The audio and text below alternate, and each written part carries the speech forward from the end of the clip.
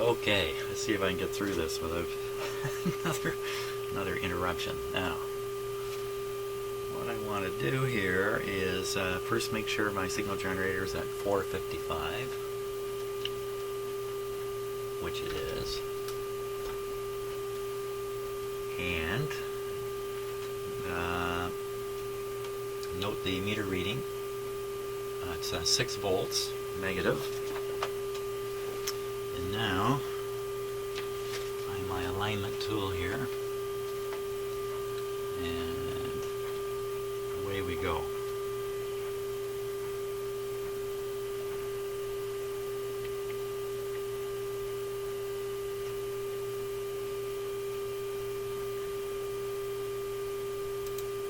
Okay, so that's where I am. I'm down in that screw there. Okay, here we go.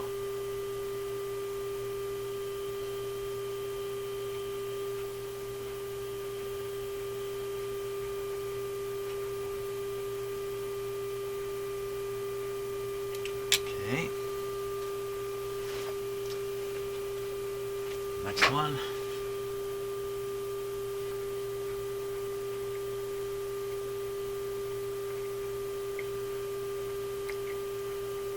There we go, watching the meter.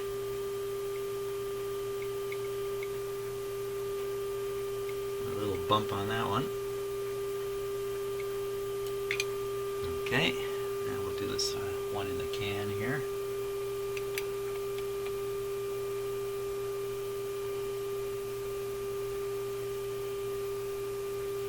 Pretty much dead on. And this one that was covered.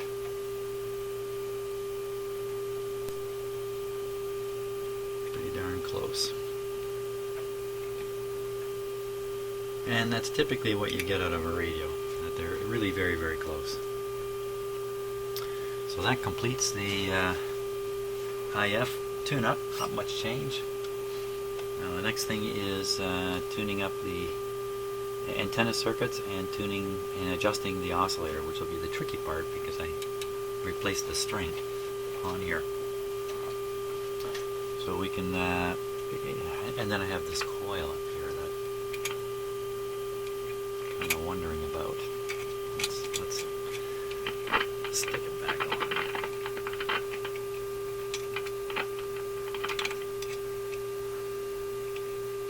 I'm sure this is an add-on. Somebody did. I'm assuming it supposedly helps tune the antenna better. But you kind of got me about the benefit of doing that. So let's try and peek up the antenna coil here. We'll just see what happens to it. The antenna coil, the antenna trimmer capacitor here.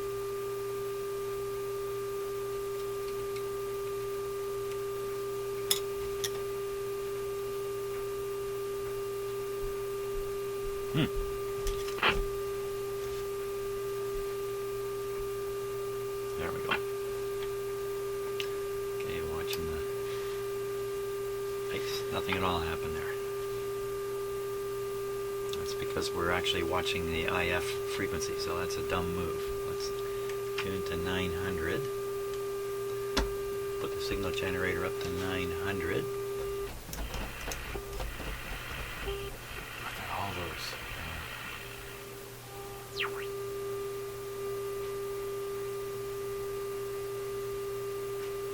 Okay, there we are. Now we'll adjust this. Still not doing anything.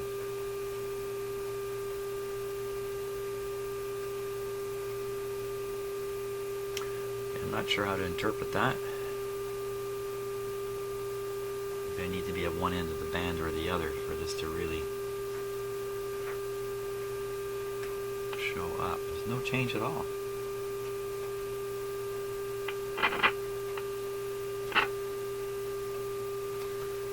A bit of a mystery.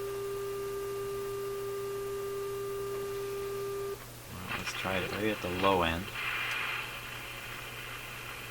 It's around 55. Wow, there's an awful lot of images.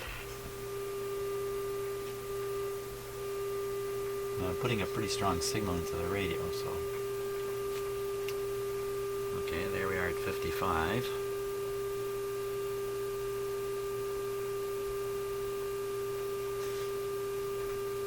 Nothing.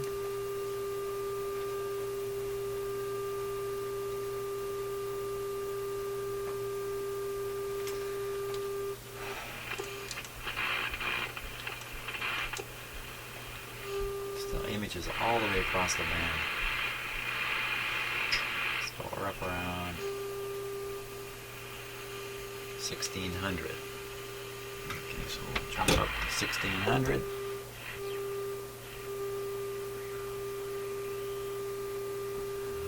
Max on the meter.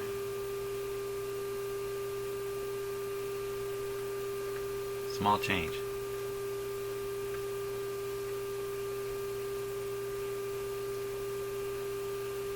Okay, well, it does receive, so we won't sweat over that too much. Now, getting the dial accurate.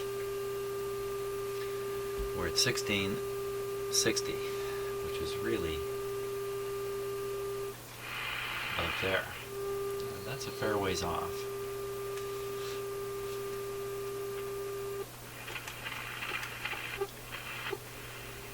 Down to 600.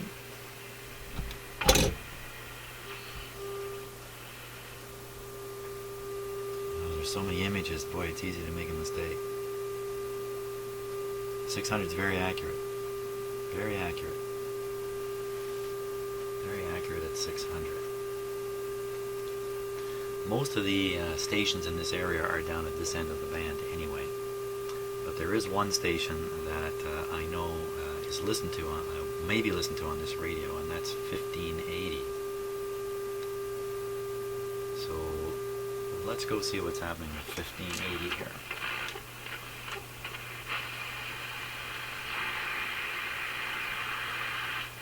So I'll use the signal generator to make sure I'm on 1580.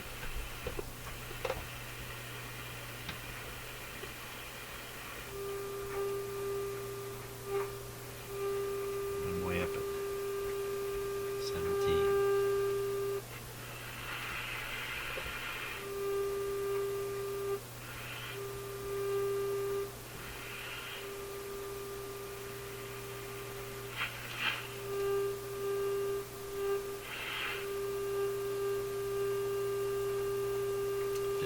Is appearing at 1500 on the dial.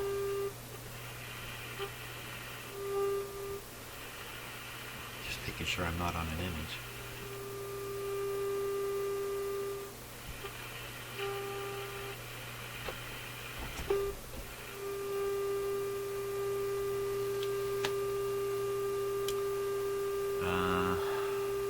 This is tricky business when it's accurate at one end of the dial and not so accurate at the other end. Perhaps there's another. There's a coil adjustment on the back of this radio, isn't there? Some kind of adjustment.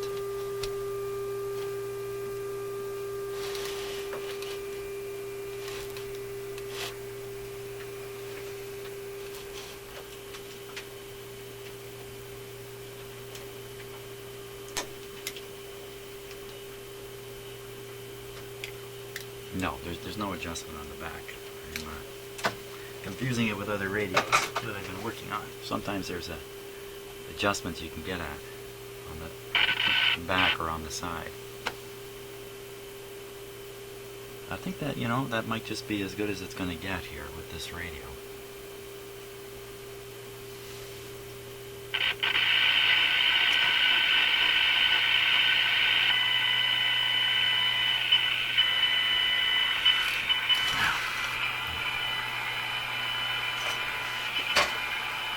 Another issue starting up here, and that's a very hot transformer. It's at 50 degrees C. That's just getting to the point where it's pretty uncomfortable to keep your hand on it, and that's pretty darn warm. Now, this guy's been running for about an hour here, or a little more than an hour. It's probably reached its full temperature. It's outside of the cabinet. Put it in the cabinet, it's going to get a little hotter yet. You know, it's just at the range where, yikes. We should take a look at what's going on with the output tube on this radio. Just double check. Let's see. So the output tube is this one, the 41. See the grid. There's a capacitor there. Should be worried about leaking B plus onto the grid. And otherwise, what have they done here? I'm not sure. Let's take a look at what the bias is on the 41 output tube. So I'm just going to shut it off for a moment. You know what? This transformer's gotten hot and the radio's running on restricted power. How do those two things add up? Should the transformer run hotter when you restrict the input and the line voltage? I don't think so. I think the opposite. Yeah, that is really pretty hot. Something is using up some power here.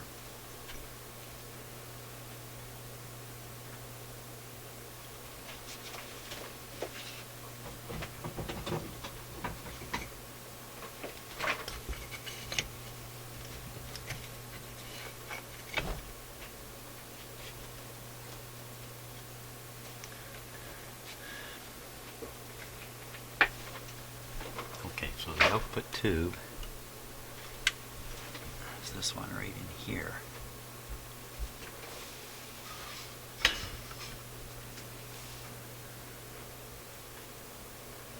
I'm going to switch the set back on.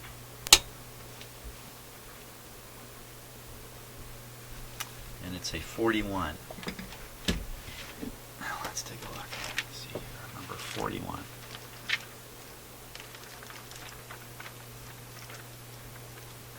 Fairly early tube.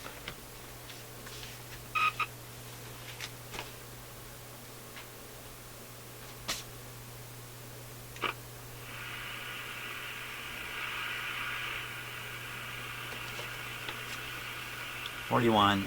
The grid is pin number 4.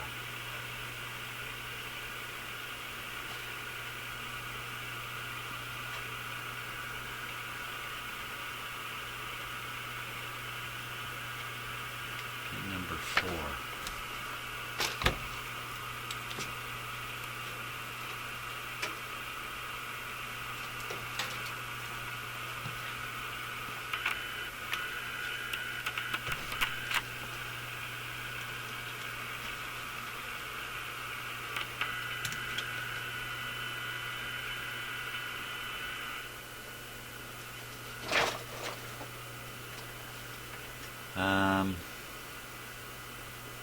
How do you count pins on a tube like this?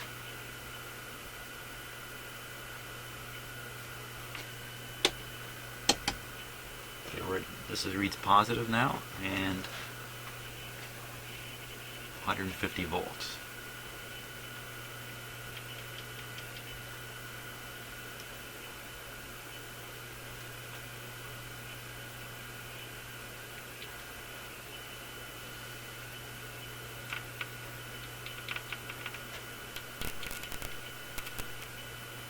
A B plus 140. See the red wire right here too, coming from the capacitor.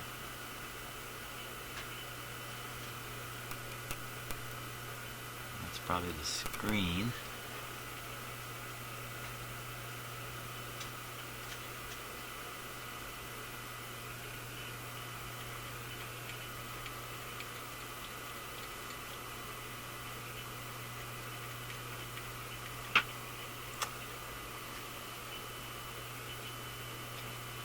Well, what I'm watching for is the meter to jump down a little bit negative, indicating I've hit the grid.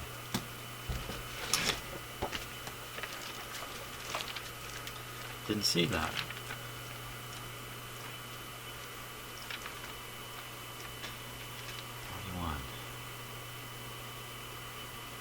Pin number 4. So start with one of the heater pins and count. heater pins are fat.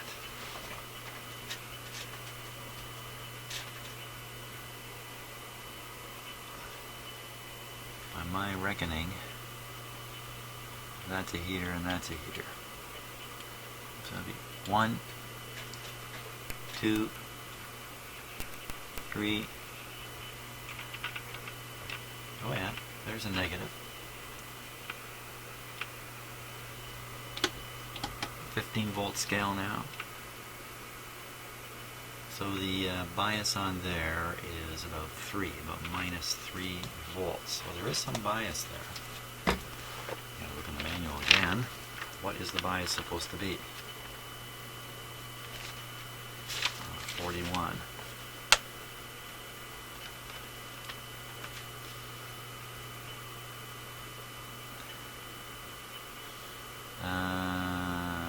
This type is electrically identical with 6K6.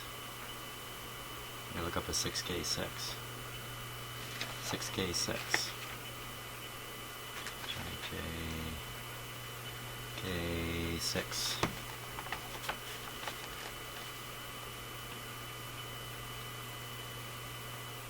Grid number 1.